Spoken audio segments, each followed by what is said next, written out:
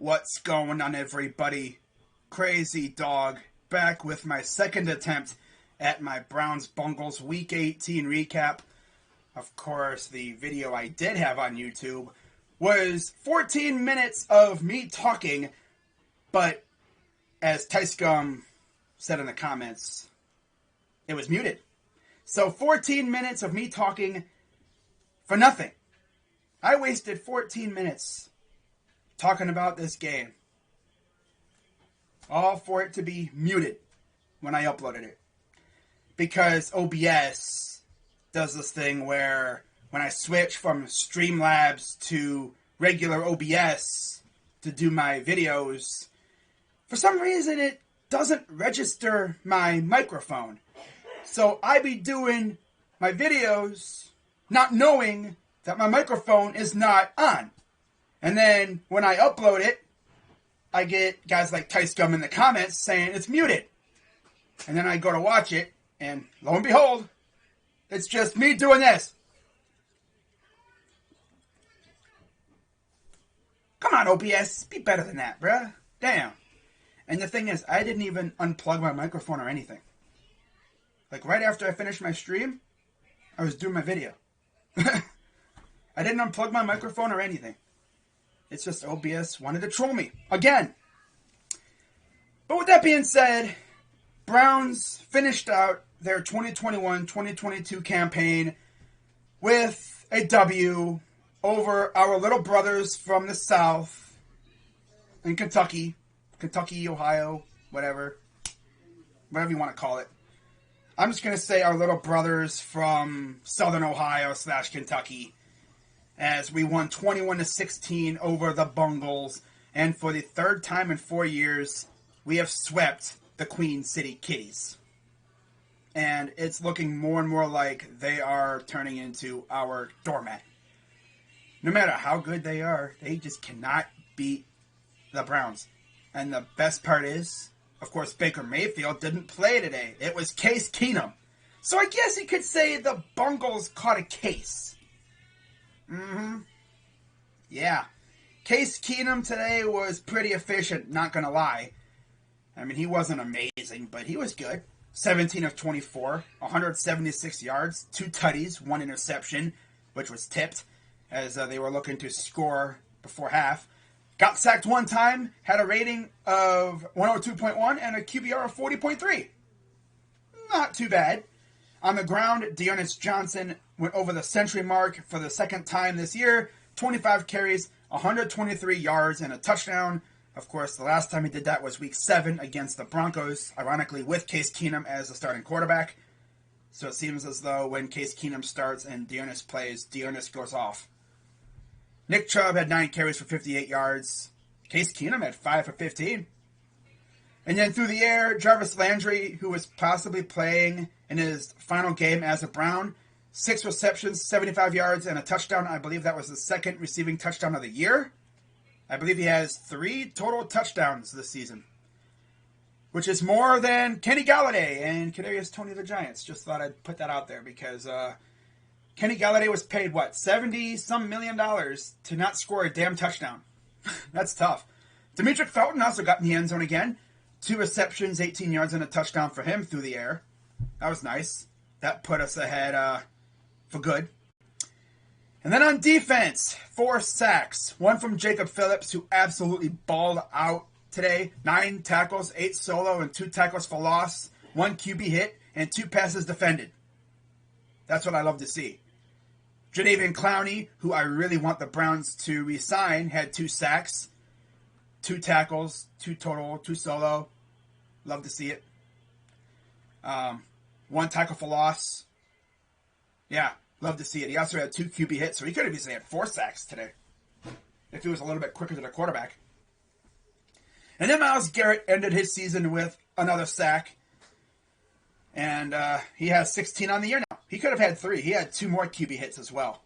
He could have easily had 3 sacks. Again, if he was there quicker. But Brandon Allen really posed no threat to us. They couldn't do a damn thing for the most part. 15 of 29, 136 yards and a touchdown. Got sacked 4 times, had a rating of 76.2 and a QBR of 7.6. They did virtually nothing on the ground.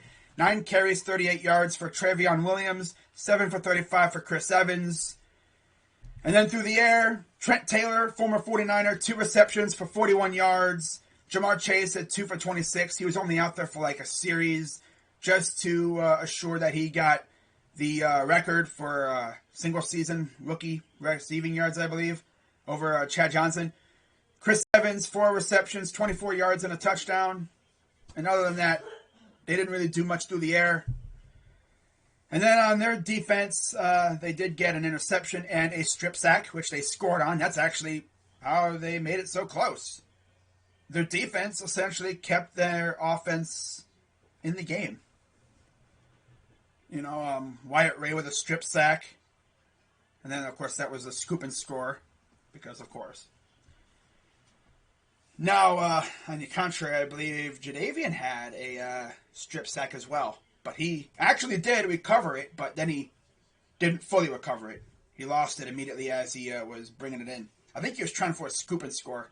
He was trying to one-up Myles Garrett, but no. At least Myles Garrett was able to bring it in and score with it. But yeah, man, I mean, if we can keep Clowney, that would give us Clowney and Garrett next year, and that would be fun. Especially if we can add some more pieces to our secondary, especially for depth, because our starting secondary is solid right now. I mean, you got JJ3, you got Delpit, maybe Harrison, but I don't know if we're going to keep Harrison. I really don't know. I wouldn't mind it, but, I mean, we looked pretty good without him. And it always seemed like Harrison would do something stupid that would cost us, But, like, at corner, we got Denzel, we got Greedy, of course, we got Greg Newsome, Troy Hill, MJ Stewart really looked good at the end. He made some plays. AJ Green, too. Talk about a diamond, man. That dude was a straight-up gem that we found in the undrafted free agent class last year. That dude is a beast. He really stepped up at times, and love to see that out of him. But yeah, our defensive unit in itself is pretty good. I think we just need some depth. Yeah, especially in the front seven. We could really use some depth there. But other than that, I mean, there's not really much else to say regarding this game. I mean, it was what you would expect when you got Brandon Allen versus Case Keenum. Nothing really flashy. I mean, for a while there, it was like a defensive chess match. And then the Browns offense broke through, and we wound up winning. Now we're 8-9. And in regards to our schedule, had we lost this game, we would have been facing the Jaguars, the Giants, and the Broncos. But since we won, we'll be getting the Texans, either the loser of the Chargers and Raiders, and who else? Football team. That's right, yeah.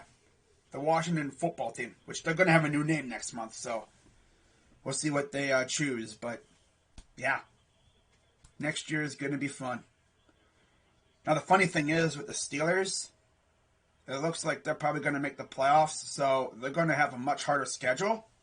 And Big Ben is, if he does go through with his retirement, you're going to have a new quarterback. I don't know about a rookie, but you're definitely going to have a new quarterback going up against a very tough schedule. So, Steel Maiden's been talking about how they need to have a kind of an off year to essentially reset and everything. I mean, that's one way to do it. Give yourself a hard-ass schedule so it'd be easier to lose, pretty much. Oh, man. But that just goes to show that the Steelers' voodoo magic is stronger than the Ravens. And of course the Bungals won this weird-ass division simply because the other three teams could not get out of their own ways. So to any Bengals fans watching, good luck in the playoffs. You better win a freaking playoff game, because if you don't, I'm going to come over and troll the hell out of you. Especially because, we actually won a playoff game when we made the playoffs, whereas you guys couldn't do that. Oh, damn, Jalen Ramsey just had a sick-ass interception. That was dope. But, yeah, that's really all I got to say. Now, tomorrow I will be live with my guy Gil Ambrose, who was with me when I did the draft last year. We're going to be talking about this season and, what we should look forward to in the offseason and Probably go over the schedule as well. And then we'll talk about any coaching changes that have been made, which tomorrow, of course, is Black Monday. So that's when teams will start cleaning house, and we'll see who gets fired. We've already had a couple firings lately. Of course, Vic Fangio got fired today. We'll see if Matt Nagy gets the axe tomorrow. Maybe Joe Judge, too. I doubt it, but you never know. But yeah, man, it's officially off-season time. See what happens. I don't expect the Browns to make any changes in the coaching staff, but we'll see. I guess if there's any changes to be made, it'd be with the coordinators. Maybe Prefer gets sent packing because our special teams really struggled, especially at recovering onside kicks. Defense really stepped up big time. That just goes to show you that I think it was primarily the fact that they were injured. That's why they struggled, because there was some really good effort out of our defense these last couple games. It's just our offense has been half dead the last couple weeks.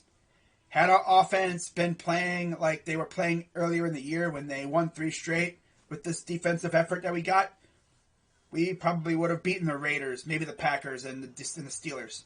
But our offense was essentially half dead, so of course. Yep, they wasted 3 good defensive performances. That sucks. But now it's time for the guys to heal up, get healthy, and get ready for next year. And then we'll see what the Browns do in free agency and stuff. I'm sure they're going to be somewhat active. They're not going to go hog wild, but I could see them adding a couple pieces, like depth or whatever. But yeah, if I hear anything regarding the Browns making any changes or moves, then I'll be sure to make a video on that. But right now, man, it's time to focus on the Cavs and get ready for this game tonight against the Warriors with Klay Thompson making his return.